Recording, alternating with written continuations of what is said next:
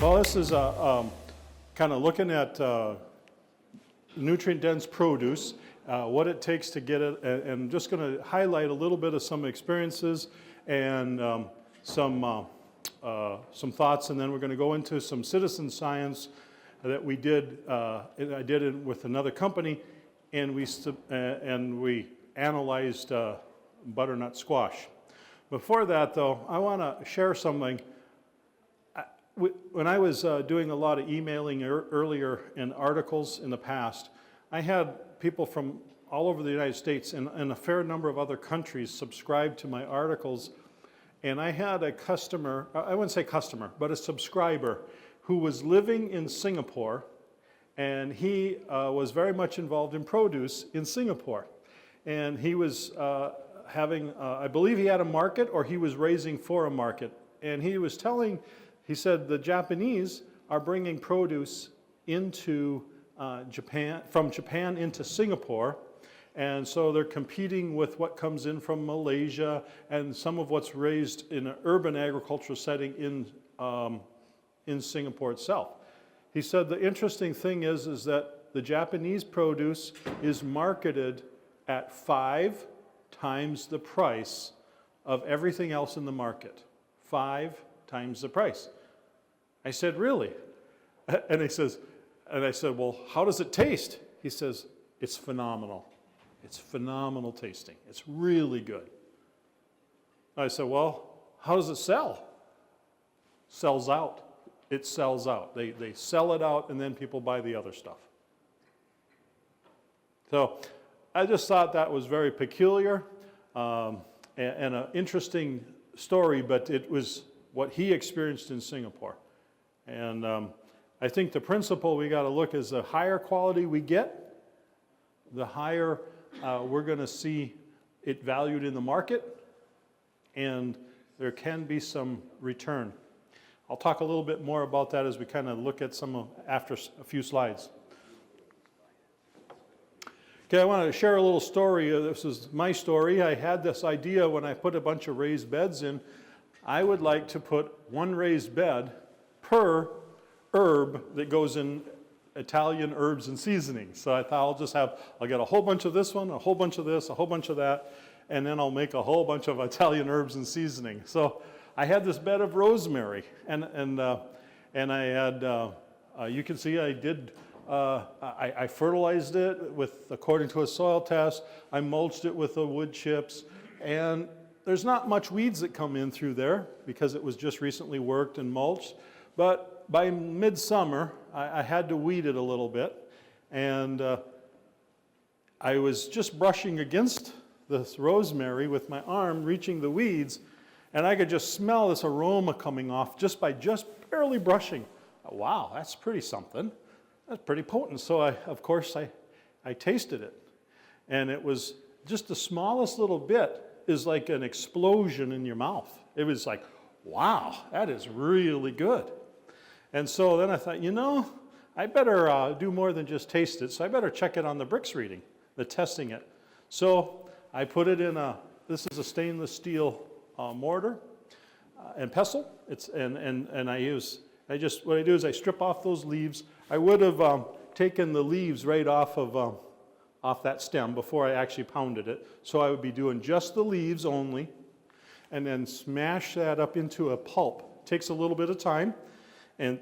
And probably would have used, I would have put, because it's a little bit thicker liquid and it's a little bit less, after the pulp, I would have put it in a vinyl window screen mesh, and then through, Gary had a picture of some of the tools he used. One was a vice grips that he had that had a modified lip. So they're just kind of upper and lower V lips on it. And I would have squeezed that out, and I'd turn it and get it really hard and start that juice coming out. And then you can get rosemary juice right out of the leaves like that. So I did that, and I know it's a little hard to see, but it's 15.5 bricks. Maybe not showing up too well, but 15.5 bricks. When we cooked it, we were cooking with it, and we would take literally about 4 or 5 of those leaves, or little leaves, cut it up and put it in a whole batch of fettuccine or something like that while we were cooking it, and you could taste it very nicely all across the large batch of fettuccine. It was very potent, okay? And so I've checked with the store, and some of the times you can get the 10, 11 bricks, but a lot of times what you get is it's very dehydrated. The number might look a little high, but it's dehydrated because it's been sitting on the shelf and evaporating. So you need to, there is as a caution when you take a bricks reading, it needs to be fresh. Okay, so when you put it on a refractometer, what the refractometer does is it measures the bend of light as it passes through the liquid. And so whatever is not water is going to increase the bend of that light. So if it's total dissolved solids, that could be sugars, it can be minerals, it can be secondary plant metabolites, whatever is not water is going to cause an increase in the bricks reading. So that's what happened. What we measured here was that. I don't have a real good standard for rosemary, but I would think that 15, if it's freshly picked and you're over 14, you're really in a very, very high potency. And I'm sure that if we would have taken it, and there's like rosmarinic acid, and there's some really active terpenes and stuff in rosemary, because it's very aromatic, it would have tested really high. And that's kind of what the cannabis people are after with their with what they raise. They want high terpenes and all that. So anyway, that is just a little story talking about how if we get working the soil right, we can have a measurable difference in food quality, measurably different. And the way to compete in the marketplace, the way to stand out, and the way to get a better price is to have higher quality. Okay? Dr. Reams had a statement that he has said long, long time ago. It's still true today. The market for top quality produce has never been saturated. And the markets for various kinds of produce may be saturated, but not top quality. And I think we should try to make top quality the better standard. Okay, so I kind of covered the three measurements of produce quality. First of all, if something does not taste good, you need not go any further, right? If it doesn't taste good, it's not good. It's going to be low quality. But if something comes back as really flavorful, then it merits a next step into investigating how good is it. And a refractometer measuring the bricks reading is a really excellent tool because it takes away the subjectivity of our sense of taste, and it is very correlated to taste, but it puts an empirical number on it, and you can check it. So, and then you can check against the same crop that somebody else is producing. And so you want to go see what do you raise and what's in the store, check the bricks. It's a good way to get a general comparison in it. And bricks has been proven to correlate very well with taste and flavor. So customers are wanting today, they want clean, healthy produce. They especially want flavor. And they want to get, they want it to be healthy, but they're especially looking for flavor. That's the indicator that people are going by. And the nice thing is that taste is kinesthetic. It's what's on your tongue. And so if you get somebody to taste something, it creates some kind of, if it's really good, you can get an emotional response. It's like, wow. I never knew something could taste this good.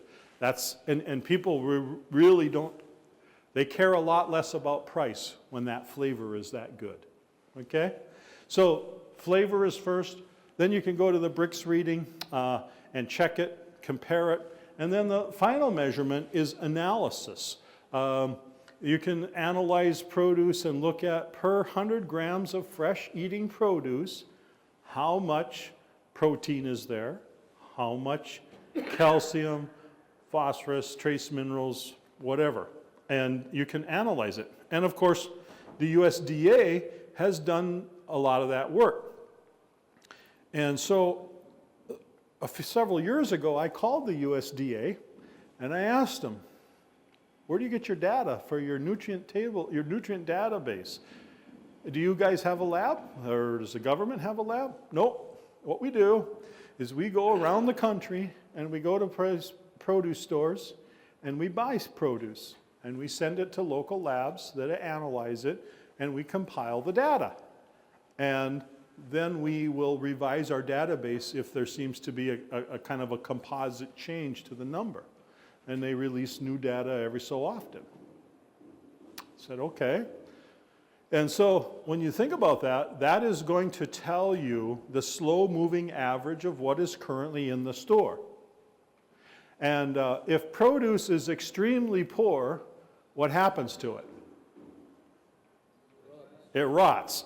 So it can't get that bad or it won't be in the store, right?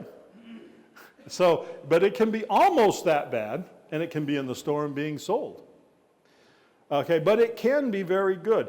And so we're going to look at what an initiative that I'm jumping ahead of my slides here, but so we covered some of this. Why grow nutrient dense? We wanted to get flavor. Health and nutrition to consumers, we talked about that. It's a big difference, as we're going to see in some of the data I'm coming up with. Customer loyalty, if they know that you have really good stuff, they keep coming back. That's always good for people who are selling. Insect and disease resistance. If you get the health of the plant up, get the soil built up, the susceptibility just kind of goes away. It fades away in the background. Immediately after just beginning, no, there's going to be a transition phase. But it does fade away, and it goes away, and you don't have to worry about it. And you can tell customers what level of what you're not using. And people are really looking for, say, organic food, because what they're really wanting is non-toxic food. But what they really need is non-toxic plus nutrient dense. So I think a lot of the rise of organics is rising because of that need. They want to get away from toxic on their foods.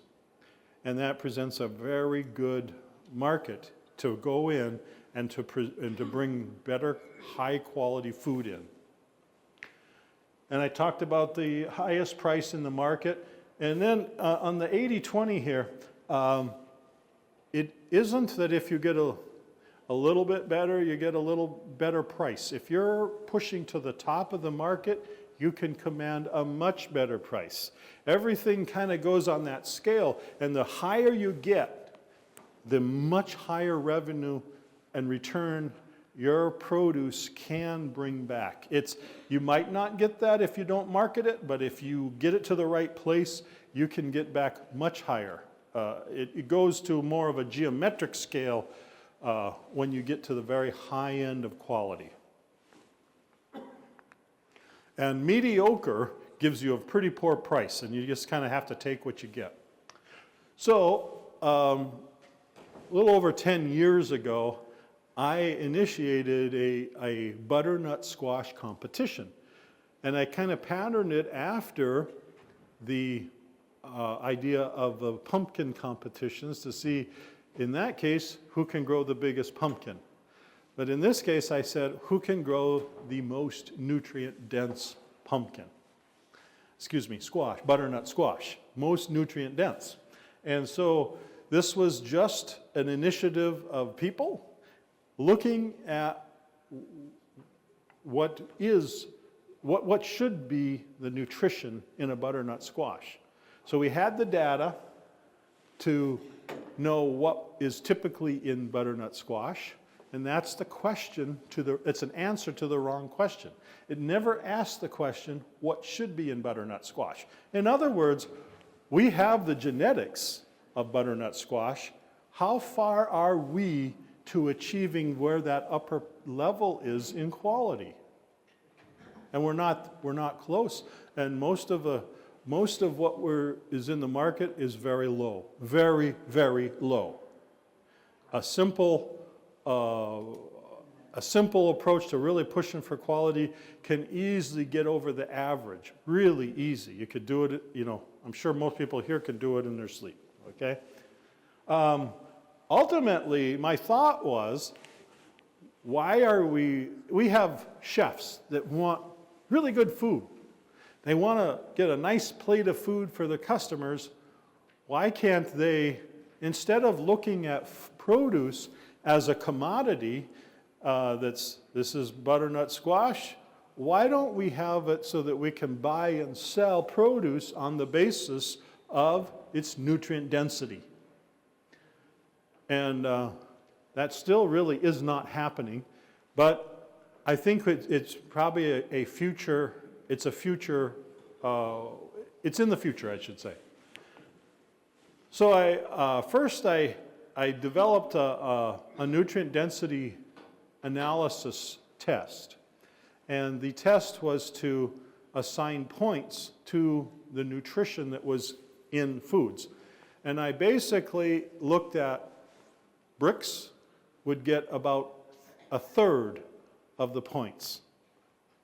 And then the mineral content would get about 2/3 of the points. And we'd assign points based on what's actually there. And then I had just a little correction for the fact that you could push nitrates really high, increase your, and then a lot of labs will call that, they factor in everything that's nitrogen by a certain factor, and they call that protein, and it's not protein. So I had a little correction factor for the nitrates that wouldn't be part of protein.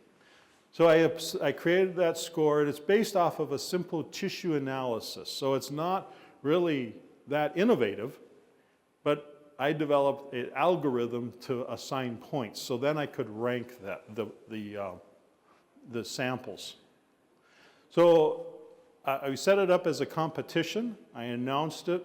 Does anybody remember that in this group? Probably not. It was a while ago. Okay. Okay, and I sent out a newsletter and I announced it, and I had cash prizes of $250, $500, and $1,000 to the grower that could get the top 3 prizes in the butternut squash competition. And we charged just $10 to go through the lab, and in that process, I asked the people several other questions. What variety of butternut squash is it? Where did you get your seeds from? And how was it raised, whether it's organic or conventional or biological or whatever they wanted to call it? What was its method of production? And I also asked for permission to use their name in public for public data. So any names that you see further on down here, I got their permission, just so you're aware of that. There's a few that are anonymous because I didn't get the permission. Okay? Okay, so the results were, we got 27 different butternut squash from around the country. We had many varieties, but a fair bit of Waltham was pretty common, but a number of other varieties. And then after ranking this, I decided to add in the list of ranking the USDA standard. The only problem was I didn't have a bricks reading in the USDA data.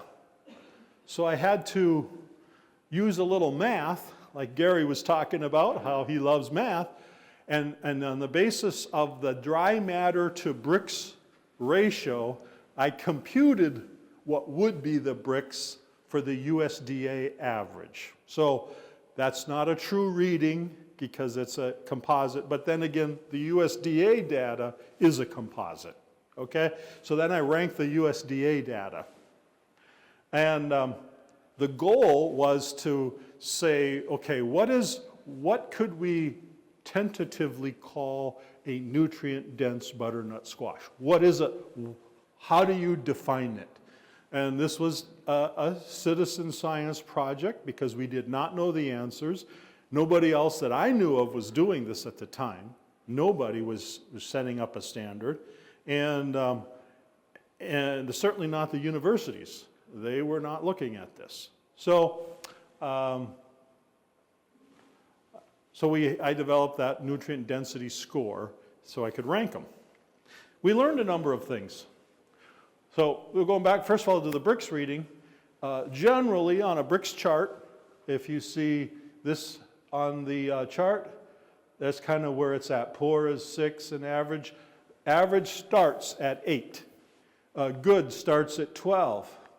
And excellent right at 14. Now that's the beginning of excellent. Excellent carries on beyond that. Okay? Notice the color here. That's one thing we learned.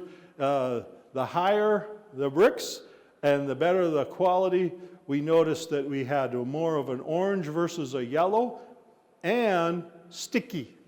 Sticky. When you cut it, it was sticky. Okay? And we also learned quite a bit about shape.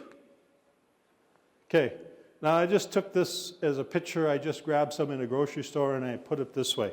When you see butternut squash shaped like this, you've got better nutrition throughout the season and it's healthier. When you see it like this is not a butternut at the top of its game, let me tell you. And when you see something like this, don't buy it, okay? Don't buy it, don't eat it, okay? It's really low quality. And I've checked this by just arranging them like this. I've done this several times, and then checking the Brix, and the Brix, you know, goes that. You want a blocky, this one here is really good. That's a very good shape on the butternut squash, okay? And so those are a couple things we learned when we looked at that. And here's the results that we got. And I know that this is really small, so I'm not going to try to get it. But this is citizen science, which means we want this to be available in the public domain.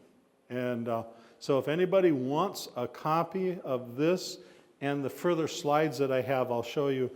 Just email me. I'll send it to you because this is for a beginning point to get started. So we have the 3 that were the winners, and you can tell that they're the winners because they had the highest nutrient density score. Let me go back to how I developed it. You know that when we have protein, we measure protein in grams, and if it's something small like copper, you have milligrams. And so in order to kind of equalize them out, I just went with, it was kind of just my way of doing something. I went with what is the percent daily value of protein? And then if you have this much from this squash and 100 grams of squash, what's your percent daily value of the protein for that day? So I'm not 100% endorsing the daily value as optimum for human nutrition, but it equalized out. So I did that for the calcium. And so we could see in 100 grams or one hearty serving of squash, and then it equalized the all those high and low numbers to that. And so that's how I'd assigned the points for the minerals. And the Brix reading was just basically a Brix, and I times it by 2, and that got some points. And so when you look at the winners, they were all really high over here. And so these people, they got paid. Calvin Bay is a retired USDA. I don't exactly know what he did, but by the time I knew him, he was well into his retirement and he loved gardening. And he was following us, he was on the program. Probably most from here on up were on our program. He was on a program, but he grabbed some squash from people. So not everybody here was on the program, but they all knew who we were and responded to it. But a lot of the higher ranking butternut squash were either home gardens or people that were already putting a good bit of minerals into their soil. So it goes beyond here, so we have calcium. So what we have here is a score, and I want to highlight this, this green one here. So this one here is what we did, is the nutrient density standard. And what I did is I just went to these numbers. Let's say it's bricks. I just kind of went and took the top 1/3, and I averaged it, and I took one step back, okay? That's an achievable number. It's not a high number that nobody could get achieved to. And I did the same thing for the dry matter, the protein, and all these other elements, and said, okay, average the top 1/3, take a step back, where is it? And I put that number in there. And then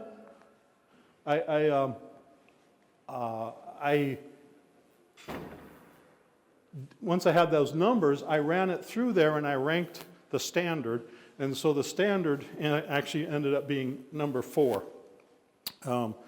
So I want to point out here in this pink, let's see, the pink here, this was the highest brick. So anything in pink was the very highest of every entry, or in the case of the nitrates, the lowest. So that'd be generally, so the nitrates, it was the lowest because you don't want very high nitrates, you want protein more. So anyway, the highest was honey nut. It was got from high mowing seeds, and it was 14.4. It beat out all of these, but these beat out this sample on all the minerals. And so that deserved to be higher because it had the minerals to back up that high sugars. Okay? And so this bottom line down here is the USDA composite. This came from the USDA database. And so what I typically say is the average for what we saw in the grocery stores is on the top of the bottom 1/4. Okay? The top of the bottom 1/4 is the average of what's in the stores. So there's a lot of lessons here, and if you want to look at the data, just ask me and I'll send it to you. But there's some lessons that we learned. And ultimately, because I was working with some of these growers, and I knew some of these soil tests, and I actually went back and looked at some of the soil tests for some of these growers because I had them, I could see that, for example, in certain soils we struggle with low manganese, especially areas that have higher calcium.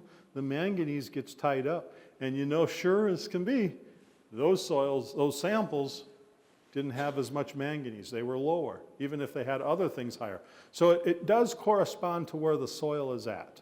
Get those things in the soil right, you can get the produce quality up. So there's a good correlation there. So here is kind of the standard that we came up with. The bricks should be 12.5 or higher. Okay? Percent dry matter, 20%. So when the bricks goes up, it means that the dry matter's more, and what goes down then is the moisture content. Okay? And so in that dry matter is the minerals and the carbohydrates as well.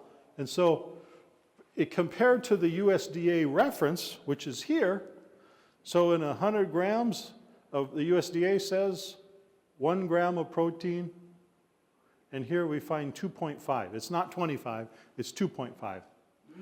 Okay, calcium 48 versus 55 milligrams, phosphorus 33 versus 75, potassium doubled, 350 some to 685, magnesium went up a little, copper went up some fair significant bit from 0.07 milligrams to 0.2, iron a little bit up, not much, zinc up a lot, 0.15 to 0.5, and manganese, we didn't actually meet the USDA sample.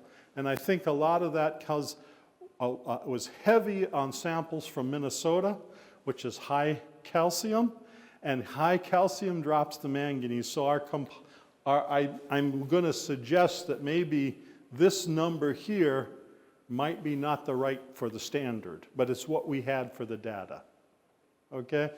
But there's a big difference between that. And when you can taste, so let's just put it in practical terms. You can put a butternut squash in the oven, and you can pull it out, and you can barely stand to eat that stuff. It's watery. It runs into the pan. And you know, it's like you eat it only if you think, okay, this is good for me, I got to eat my vegetables. Otherwise, you won't even eat the stuff. Or you can pull a butternut squash out of the oven that's been cooked, do the same thing, put a little butter on it, and it is phenomenal tasting. It's that big of a difference when we can get the minerals up and the carbohydrates up and get a healthy produce. It's a huge difference. And we need, as an industry, we need to be delivering that top quality to the consumers. They're paying their money for it, and if they get something that's terrible tasting, but they're supposed to get butternut squash, they're being defrauded in a way. Okay? So now this would be some charts just kind of showing the progression from the samples that were poor and where it was at, and you're going to see some ups and downs and how it goes. But what you can say is that in this one there's not much to show. The bricks went up. As you went into the higher standards of bricks, it went up in bricks. So that's really nothing there. But then you can start to look at bricks and dry matter, and you can see that as you moved up in bricks, you solidly moved up in dry matter. Calcium and magnesium also moved up.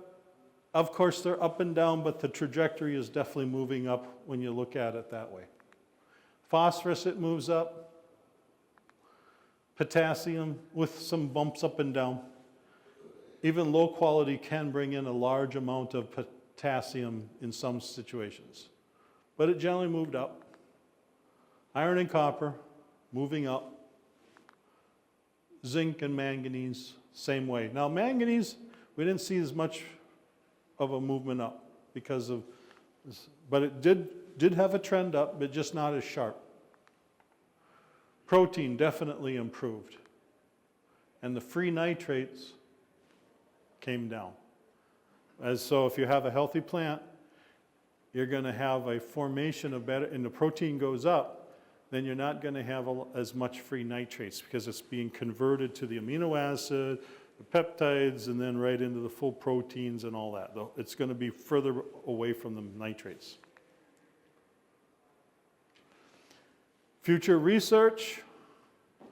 After listening to Gary's article, his presentation on alliums, I thought sometime it would be nice to do something on onions and see what is a top quality onion, and can we put a standard to it and just see where things are at. Where should the bricks be on onions, for example? I have seen 15, but I have not raised 15. I have raised 12 and a half on onions, but I haven't bricksed very many. I've bricksed a lot more garlic than onions, so I'm much more comfortable with garlic.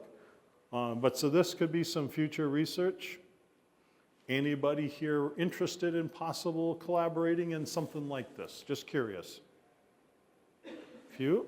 Yeah? Okay, I would be.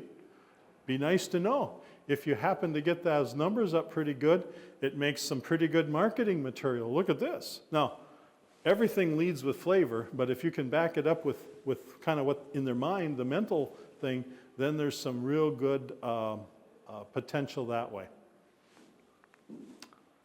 Let's see, any questions now on this whole process? Again, if you want the data, I'll send it to you.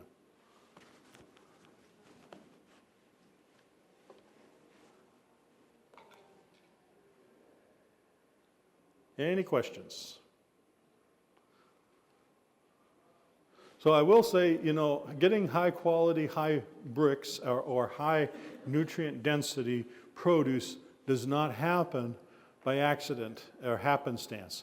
It happens very deliberately, and it happens by creating the environment. So one of the lessons that we learned is that there is the average that you see on the USDA essentially is promoting something that's not true, okay? It could be true for the average in the grocery store, but it's not necessarily true because what matters is the environment that it's in when it was raised. It's very specific to that. Some other lessons that we learned. Organics was on the very top of the list, and organics was at the very bottom of the list. Being organic had nothing to do with the quality. What had to do is with the environment that was created. Also, variety, we saw Waltham at the very top, Waltham in the middle, and Waltham going down to the bottom, but not at the very bottom. There is another thing that we learned. We got the worst sample that we have here. I'm going to go back a ways.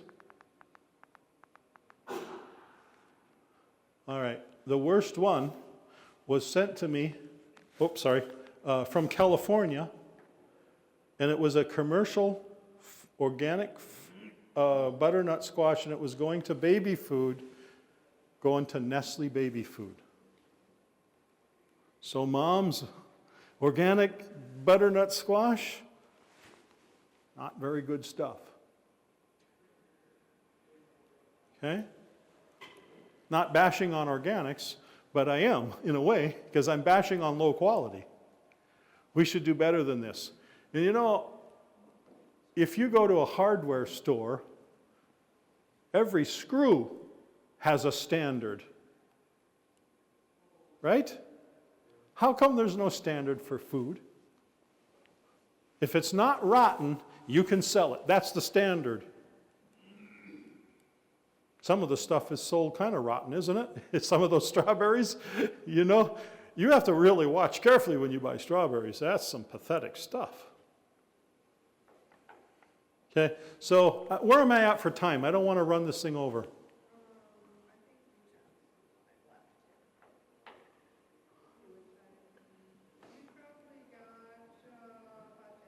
10 minutes.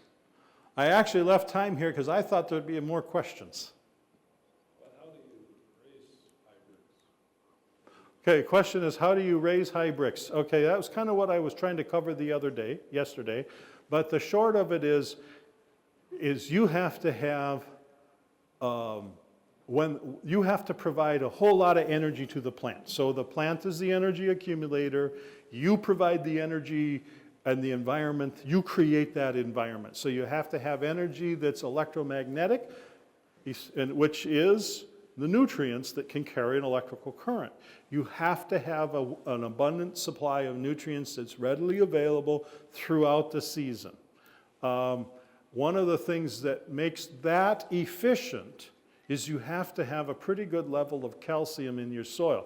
And so that's a very, very important part of it because there's a friction and a reaction. So you may put soluble minerals down through the drip line, and there's a reaction, and that reaction includes working against the calcium or the energy of calcium. So it's really important. It's kind of like if you're going to play tennis, you got a tennis ball, you need something hard to bounce that ball on, right? And that's calcium in the program. So that would be part of it. The other thing is you need a really healthy root system. So you've got good roots. And I believe like Waltham butternut is known for, it's got some basics there and the roots are good. The microbial system have to be working really well. You got to keep that a large population and fed so that they're releasing a lot of those nutrients. Okay, so that would be all part of this. I think broad spectrum, full spectrum nutrition plays a very important role, and we don't know all the interactions. We do know, for example, that bacteria need cobalt. you know, people need iodine and people need vanadium, and so there's all these other things that we're not thinking about in terms of crop physiology, but bacteria and biology in the soil are probably using that to good effect. So let's supply that with trace minerals and broad spectrum trace minerals. So it's kind of just being at the top of the game and the top for soil health, and then you're going to get it. It's kind of almost an automatic result if you get those things right in the soil and taken in the management. Then the plant is going to do the rest. Question? Is there any factors on the seed quality that you plant? The question was, If you plant a high, you can't text, you know, the bricks on the seed, but if you plant a marginal seed that will only give you marginal results there, can you only get to marginal results at the end? question was asked about seed quality, whether it's a high quality seed or marginal, can you get to high quality? You're limiting your potential. When you start out with an average seed, you're going to limit your potential to how high you're going to get. You're not going to get as high as a real high quality seed. So in the seed business, and I'm probably stepping out of my zone, but I do know a little, the best thing to do is to grow healthy plants. That's the first step when you're going to take your seed. And then take those seeds and then sort them by size, and then take that size and then sort by gravity, and then take the highest weight seed, because that's going to have more trace minerals in it. And if you will do that for 2 or 3 generations, you're going to end up with something significantly better. Dr. Reams talked a lot about seed, and what he mentioned was when you have more nutrition in the seed to begin with, then the principle is like things attract each other. So then by electromagnetic influence, you're going to attract to that seed or to the roots of that plant the things that were started off in the seed. So you're going to have a greater attraction to that plant if you start with a high quality seed. So if you're interested in this, you definitely want to be thinking seed quality. And I'll just stop here and say, Brad, do you have anything you want to add about seeds? Maybe not about seeds. I think there are differences in variety, though, on nutrient density anymore. A lot of the universities, I know with Dr. Brent Roy at New Hampshire, did a lot of work on winter squash and nutrient densities of winter squash. I know a number of years ago, so some of the newer hybrids would be more nutrient dense than the also, so it would skew all the data if you weren't using just one variety. I think a nice, maybe a nice study would be having conditions the same in different varieties as well for nutrient for density of nutrient density. It of course is all affected by your nutrients in your soil, your health in your soil too. That's why I'm surprised that maybe the organics wouldn't be towards the top when you're taking care of the soil in those manners. But a number of years ago, maybe 10 years ago, Roger Rupp, who was the former owner of the seed company I worked for, he passed away, but a number of years ago, he took every variety we had of butternut squash, because we breed a lot of butternut squash varieties. And he sent them in for complete nutritional analysis. And it was like $600 a sample to have them tested. Probably the most showing thing, and I think one of the most, probably if you could do a standard, was the beta-carotene content, which would equal your color content size. But the beta-carotene content of one particular variety wasn't just like 20% better or 25% better, it was 300 times the beta-carotene in that variety than the other varieties grown in the same.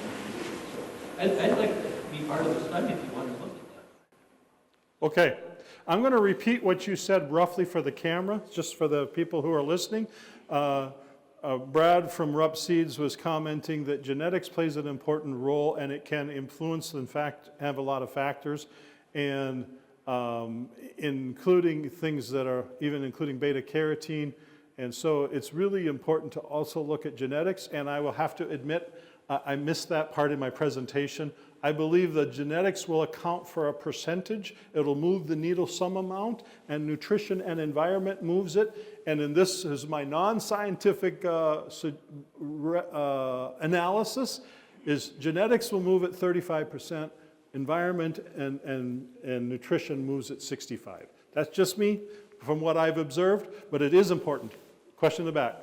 Thank you. You just answered one of my questions, but we planted some squash seeds that were over 1,000 years old, and I'm kind of looking for identification of these plants. I wasn't there at that time. Okay, go ahead, sorry. I was just maybe you're the gentleman I should be speaking with, but we have planted these seeds and phenomenal growth, phenomenal produce, but we have no idea what they are. We can't find them anywhere, anything close to them. We actually have bean, corn, and squash, which is in the ancient times our people used to grow together as a food system. But we just kind of look at the kind of squash. We don't have any idea. No, I wouldn't, but, as we kind of standardized what we think vegetables look like, and, every tomato, for commercial production, every tomato looks like a tomato, and whereas in ancient times, and even now with people who say herbs and things, you've got a whole genetic array of different qualities that we kind of made extinct. So having an old seed like that, it would be interesting to see if there were qualities in there that we completely bred out of that species. So there's a lot of really good studies that could be done. You could spend lifetimes on that. But it's a nice, really good conversation to have. So the comment for the people watching my video would be that gentleman has some old seeds, 1,000-year-old squash seeds, and also some other things, and it looks very different than what we have in modern genetics, and there's probably a lot of good stuff in there genetically that should be preserved. That's the basic idea. Any other questions?